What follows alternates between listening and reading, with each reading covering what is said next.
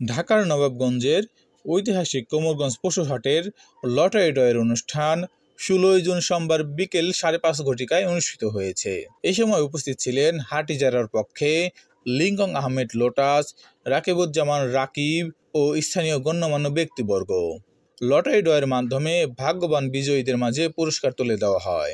Lottery ড্রতে ক্রেতা প্রথম পুরস্কার মোটরসাইকেল বিজয়ী স্বপন, বিক্রেতা দ্বিতীয় পুরস্কার ফ্রিজ বিজয়ী সুলমান ব্যাপারী, ক্রেতা তৃতীয় পুরস্কার অ্যান্ড্রয়েড মোবাইল ফোন বিজয়ী মতিউর রহমান, চতুর্থ পুরস্কার মোবাইল ফোন বিজয়ী ইকরাম, পঞ্চম পুরস্কার মোবাইল ফোন বিজয়ী পিন্টু।